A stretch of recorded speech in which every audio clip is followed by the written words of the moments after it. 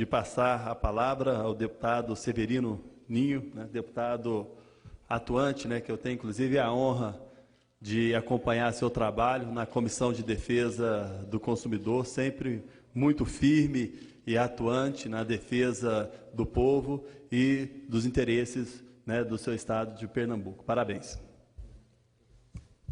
Senhor presidente, deputado Wellington Prado, senhoras e senhores deputados, povo brasileiro, eu agradeço, deputado, por suas palavras a mim referidas. Senhor presidente, eu ocupo a tribuna desta casa não para falar de impeachment, não para falar de renúncia, porque isso todos falam. O nosso partido, o PSB, já definiu a sua posição em defesa dessas duas teses, desses dois institutos. Mas eu falo principalmente de confiança. O Brasil está atordoado. Esta casa está atordoada, o Senado, o Poder Judiciário também, o Supremo, melhor dizendo, diante da enorme quantidade de processos para julgar. E nós não sabemos onde vamos parar. De um lado, defende-se eleições diretas. Vou falar de eleições diretas, vou falar de eleições indiretas, vou falar um pouco de reforma política. De um lado, se defende as eleições diretas. E alguns falam que seria casuísmo. Mas, no meu modo de ver, aquilo que é bom para o povo não pode ser chamado de casuísmo. É bem verdade, e eu, como constitucionalista, sei que a Constituição prevê, na hipótese atual, se houver renúncia, cassação ou impeachment, a Constituição prevê a eleição indireta. Mas os constituintes de 88, ao elaborarem a Constituição e incluírem na Carta Magna do país a eleição indireta, com certeza não previam que o Brasil chegasse a essa encruzilhada. A situação de hoje é tão grave que talvez fosse impossível aos constituintes de 88 terem a previsão de que chegássemos a esse nível de enfrentamento, de dificuldade, de incertezas. Então, as eleições diretas, elas têm suas virtudes e têm seus males. Num momento como este, de incerteza, do povo atordoado, a eleição direta pode trazer um aventureiro a ocupar o Palácio do Planalto. Ninguém tem dúvida disso. Todos sabem que há um risco. No momento atual, nós temos eleições diretas. Por outro lado, a eleição indireta, com este Congresso, com a opinião pública totalmente contrária a este Congresso, a eleição indireta também seria um problema a se resolver muito sério. Hoje, nós vivemos, como eu disse, uma crise moral, uma crise política, uma crise econômica e também uma crise de confiança. Ninguém confia em ninguém. E esta é a verdade. O presidente da República foi gravado pelo maior exportador, produtor de carne do mundo. A maior empresa foi gravada por um dos seus donos. O presidente Sarney foi gravado por Dercílio de Amaral, que chamava, salvo engano, de pai na hora que gravava o ex-presidente. Este Congresso, para fazer uma eleição indireta, vai ser uma guerra, porque o PMDB não vai querer perder a cabeça da chapa, o comando da República. O PSDB já se movimenta no mesmo sentido.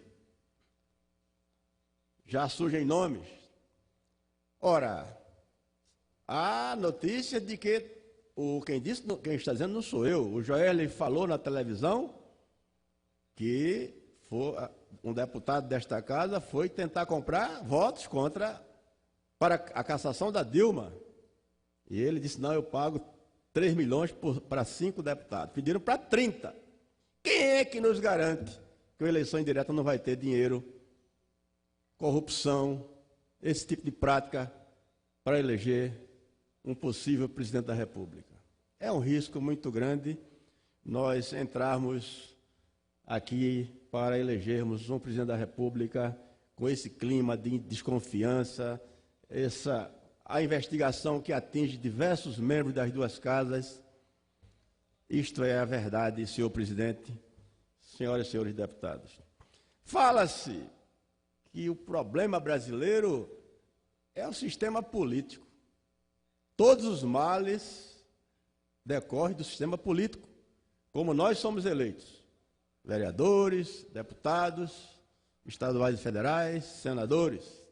Já não existe mais dinheiro de empresas privadas, porque o Supremo decidiu que não deve existir. Mas a forma de eleger ninguém alterou. As coligações estão aí. A denúncia de compra de tempo de televisão, de partidos comprando outros partidos para terem mais tempo de televisão.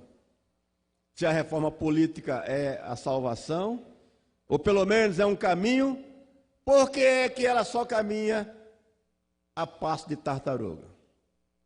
Eu desafio o presidente Rodrigo Maia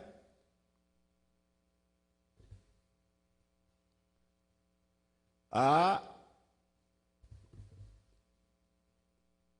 chamar esta casa à responsabilidade, Felipe Maia, a chamar esta casa à responsabilidade e fazer pelo Brasil, e passarmos aqui um mês legislando para votar a reforma política, legislando aqui o que o povo quer que legisle, a reforma política. Não é passar um mês legislando aqui, indo para casa de 15 em 15 dias, um mês, segunda a sexta, 2 semanas seguidas, indo para os seus estados depois de 15 dias, para fazer a reforma política, não é para fazer reforma que o povo não quer. Porque se for para fazer reforma que o povo não quer, é para incendiar ainda mais o país.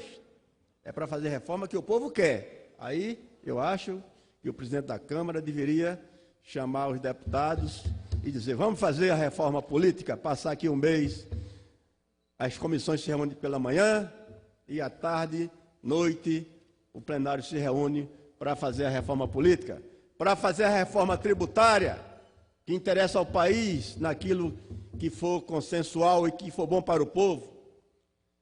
Senhor presidente, quando eu falo que o clima é desconfiança, aqui, porque eu mesmo votei contra a MP que alterou a reserva do Jean Manchin, votei contra o relatório que alterou o texto original, porque não confiei, não tinha certeza de que aquele relatório, não estou acusando o deputado Priante disso ou daquilo, mas tem aí as conversas e as provas de que compraram parlamentares, relatores, para aprovar ou alterar a medida provisória. Se tivessem colocado para votar no plenário a MP que tratou das reservas lá do Pará, com o texto que veio do Planalto, eu teria votado a favor. Mas não estou aqui para fazer graça, para botar minha digital em alterações feitas nas comissões desta casa, quando elas são muito ampliadas e quando pode haver por trás dessas alterações interesses escusos. E aí, o que fizeram com a MP que veio do Planalto foi alterada substancialmente para atender não sei a que interesse. Senhor presidente, de modo que nós temos que buscar uma saída. Se são eleições diretas, se são eleições indiretas, cabe a nós, junto com o povo brasileiro, trabalhar no sentido de pacificar o país. O fato é que a governabilidade está em grande dificuldade. Ontem vimos aqui praticamente o caos instalado entre parlamentares. 60, 80 homens no empurra-empurra aqui de fazer medo. Imaginem para votar um MP ou para debater o Exército na rua ou não, imaginem o que vai acontecer aqui numa eleição indireta para presidente da República.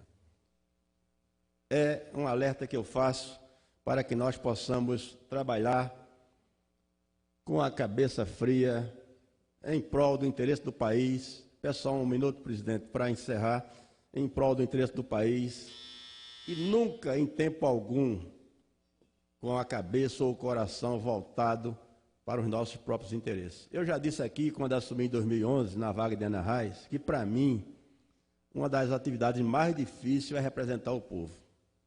Não vejo outra tão mais complexa. Porque você votar pelo povo, pelo contribuinte, pelo cidadão, votar como o cidadão votaria se aqui estivesse, é uma atividade quase impossível. Infelizmente, muitos dos nossos pares não têm a noção do que significa representar o povo aqui desta tribuna. Cada um de nós são 513 deputados, numa população de 206 milhões. Ou seja, nós somos os privilegiados, aqueles escolhidos para legislar. Mas, infelizmente, muitos assim não pensam ou não sabem da importância que esta nova missão está ao seu alcance para legislar em prol da sociedade e em prol dos interesses públicos. Então, senhor presidente, agradeço a paciência e peço a divulgação da Voz do Brasil, do nosso discurso e nos meios de comunicação desta casa. Muito obrigado.